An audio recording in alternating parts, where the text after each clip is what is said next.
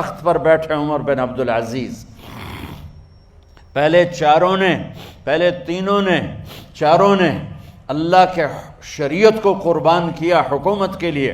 عمر بن عبدالعزیز نے اپنے آپ کو قربان کیا اللہ کے لیے، حکومت کو پاؤں کے تلے رکھا اور اللہ کی رضا کو سامنے رکھا۔ ان کو زہر دیا گیا۔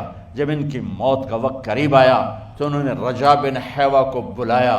سننے والی بات ہے بچوں، ان سے فرمانے لگے، سنو، میں نے 3 بادشاہوں کو قبر میں اتارا۔ اب بچیاں تو قبرستان جاتی نہیں، ہم تو اپنے ہاتھوں سے قبر میں اتارتے ہیں اور اوپر مٹی ڈالتے ہیں اور اوپر اینٹیں ڈالتے ہیں اور پھر منو مٹی میں دبا کے واپس آتے ہیں۔ یہ منظر آپ بچیوں کے تو دیکھنے کا بھی نہیں ہے۔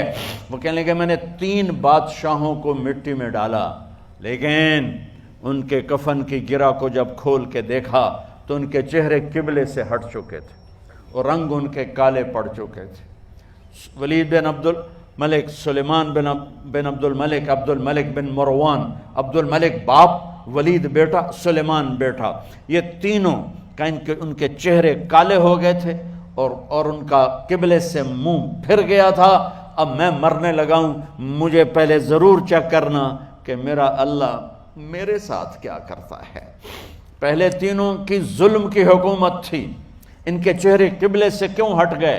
آپ کو عجب بات بتاؤں، ولید بن عبد الملک روزانہ تہجد میں کھڑے ہو کے 10 سپارے پڑھتا تھا۔ 10 سپاروں کی تلاوت تہجد میں کرتا تھا کھڑے ہو کے، اور قبلے سے چہرہ ہٹ گیا۔ سلیمان بن عبد الملک تہجد گزار، چہرہ قبلے سے ہٹ گیا، ظلم کیا، خون کو پانی بنا دیا، حکومت پر شریعت کو قربان کیا، رشتے ناتوں کو قربان کیا۔ اللہ نے قبلے سے چہرے، نمازیں منہ پہ مار دی، روزے منہ پہ مار دیے، حج زکاتیں منہ پہ مار دی، تہجد ان کے منہ پہ مار دی اور ان کے چہروں کو قبلے سے ہٹا دیا اور رنگ کالے کر دیے۔ عمر بن عبدالعزیز نے اسی سلطنت کو عدل سے بھر دیا۔ کیسی سلطنت کی؟ جب گورنر تھے تو 60 اونٹوں پہ سامان چلتا تھا۔ جب امیر المومنین بنے تو بچے کہنے لگے ماں سے، بچیاں 12 تھے، ماں سے کہنے لگے کہ عید کا موقع آ رہا ہے، ابا سے کہو ہمیں نئے کپڑے تو لے کر دیں۔ ان کی ماں کا نام ہے فاطمہ، بچوں کی ماں کا نام فاطمہ بنت عبد الملک۔ یہ دنیاوی سٹیٹس میں سب سے بڑی خاتون گزری ہے، آج تک اس کے لیول کی کوئی عورت نہیں آئی۔ دادا بادشاہ، باپ بادشاہ، 4 بھائی بادشاہ، 6 خامند بادشاہ، 7 نسبتوں سے یہ عورت شہزادی رہی ہے۔ حضرت عمر گھر آئے، بیگم نے کہا بچے کپڑے مانگ رہے ہیں۔ حضرت عمر کہنے لگے میرے پاس تو پیسے نہیں ہیں، تنخواہ میں تو مشکل سے روٹی پوری ہوتی ہے، کہاں سے لے کر دوں؟ تو تھوڑی دیر خاموش رہیں بیگم، پھر کہنے لگی آپ ایسا کریں، اگلے مہینے کی سیلری ایڈوانس لے لیں، اس سے میں کپڑے لے لیتی ہوں اور روٹی کا خرچہ میں مزدوری کر کے گھر بیٹھے مزدوری کر کے چلا لوں گی، آپ 1 مہینے کی تنخواہ ایڈوانس لے لیں۔ حضرت عمر بن عبدالعزیز واحد خلیفہ ہیں جن کے دور میں 3 براعظم میں زکوٰۃ لینے والا باقی نہیں بچا تھا۔ یہاں لاہور بھی ان کی حکومت کے نیچے تھا، جنوبی اسپین فرانس ان کی حکومت کے نیچے تھا، کاشغر تک ان کی حکومت کے نیچے تھا، استنبول کے دروازوں تک ان کی حکومت تھی۔ 3 براعظم میں ایک آدمی زکوٰۃ لینے والا نہ بچا، اور اپنا حال یہ ہے کہ بیگم سے کہہ رہے ہیں پیسے کوئی نہیں، کپڑے کہاں سے لے کر دوں؟ اور بیگم طریقہ بتا رہی ہے کہ آپ اگلے مہینے کی تنخواہ ایڈوانس لے لیں، اس سے میں کپڑے لے لوں گی اور چولہے کا خرچہ، روٹی کا خرچہ میں گھر بیٹھ کے مزدوری کر کے کما لوں گی۔ تو حضرت عمر کہنے لگے ہاں یہ ٹھیک ہے۔ باہر آئے وزیر خزانہ مزاحم، انہیں بلایا کہ بھائی ہمیں اگلے مہینے کی تنخواہ ایڈوانس چاہیے، یہ تنخواہ والے لوگ بیٹھے ہوئے تنخواہیں لیتے ہیں۔ اس نے کاغذ قلم آگے رکھ دیا، کہا حضرت یہاں لکھ کے دے دیں، آپ 1 مہینہ زندہ رہیں گے میں تنخواہ دے دیتا ہوں۔ آپ مجھے لکھ کے دے دیں آپ 1 ماہ زندہ رہیں گے، میں آپ کو تنخواہ دے دیتا ہوں۔ چپ کر کے اٹھے، ایک لفظ نہیں بولے، گھر گئے۔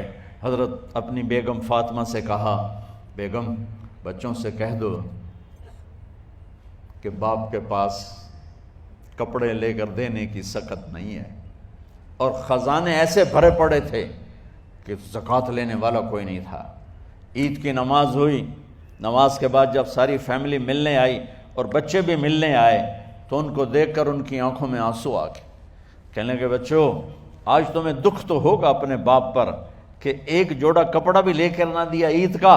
تو ان کے ایک بیٹے نے کہا، ابا جان آج ہم بڑے خوش ہیں، ہمارا سر اونچا ہے کہ ہمارے باپ نے مسلمانوں کے مال پہ ڈاکہ نہیں ڈالا، ہمیں قربانی کا بکرا بنایا، لیکن مسلمانوں کے مال میں خیانت نہیں کی۔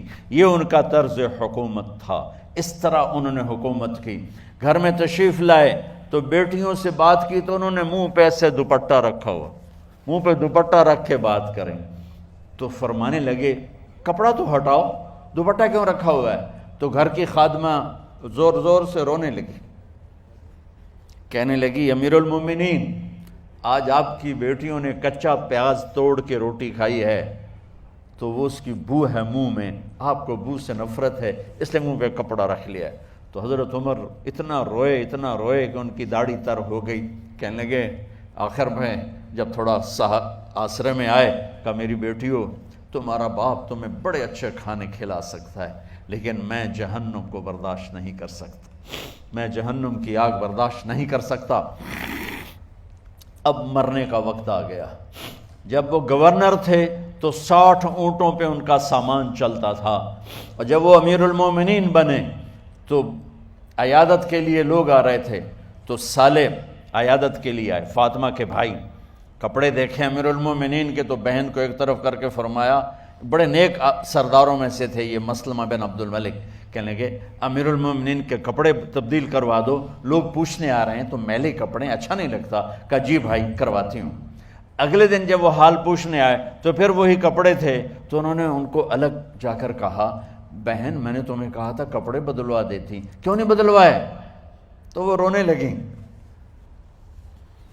کہنے لگی کہاں سے بدلواؤں، جوڑا ہی ایک ہے، جوڑا ہی ایک، کہاں سے بدلواؤں؟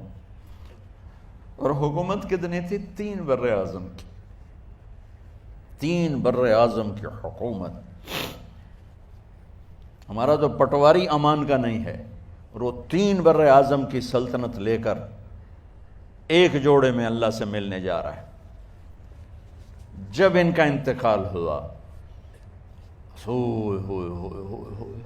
سلیمان بن عبد الملک کی ڈیڈ باڈی جب قبر کے قریب لائے اتارنے کے لیے تو ایسے ایسے ہلنے لگا، اس کا پورا جسم ہلنے لگا۔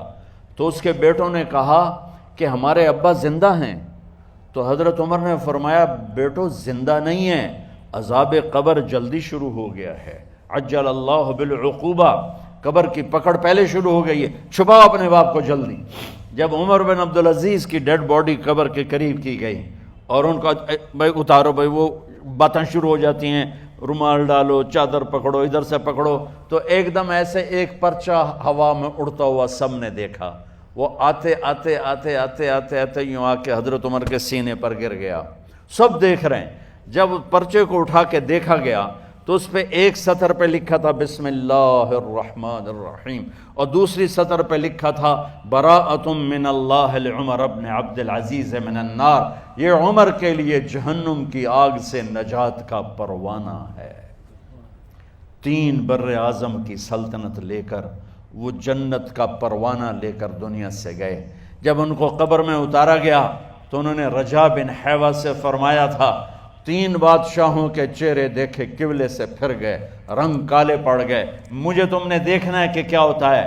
تو رجا فرماتے ہیں جب میں قبر میں اترا اور ان کے کفن کی گرہ کو کھول کے دیکھا تو چہرہ قبلے کی طرف فکس تھا، اور مجھے یوں لگا جیسے 14ویں رات کا چاند قبر میں اتر آیا۔